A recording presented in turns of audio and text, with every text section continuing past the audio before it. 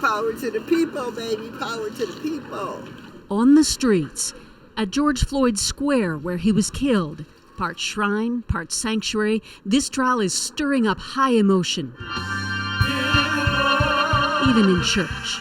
This officer coldly refused to respond to this plea and kept his knee on Mr. Floyd's neck, snuffing the very life out of him. Bishop Richard Howell, preaching this morning, knows Floyd's case will reopen old wounds. Anxious, highly anxious, every time we see a brutality incident such as George Floyd. It takes us back to those days and reminds us just how nasty racism is in our country. The story of his brutal death has ricocheted around the country and the world, an unforgiving reminder of racial injustice still. No justice! No peace! Protesters in front of the Minnesota governor's home this weekend demanded police be held accountable for wrongful deaths. Across the street, Dr. Mike Shreve and his wife worry about what the trial may provoke. My biggest fear is just the violence in the streets. Obviously want justice and want the right thing to be done. We just are worried about the violence in the streets. The Minneapolis courthouse is now barricaded, rings of security. Minnesota's National Guard has been called up. Fired, police officer Derek Chauvin is charged with second-degree murder and manslaughter. Attorney Ben Crump represents the Floyd's family ever since the killing last summer.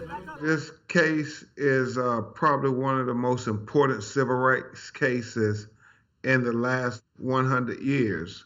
The George Floyd case will be a referendum on how far America has come in this quest for equal justice under the law. And we're praying for you. And the murder trial has reignited anger and frustration,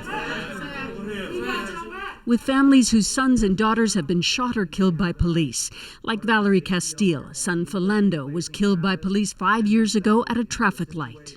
We're not going to shut up. We're not going to sit down. We're going to stand in unity, and we're going to bring it to you. Their stories, the backdrop to this one trial with potentially powerful consequences, says Tashira Giraway, who supports families.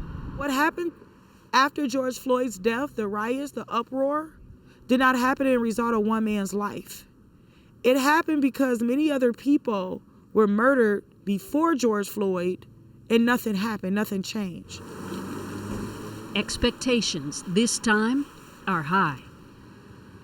Susan, you've seen and are conveying the anger this case can generate. What are people in Minneapolis anticipating?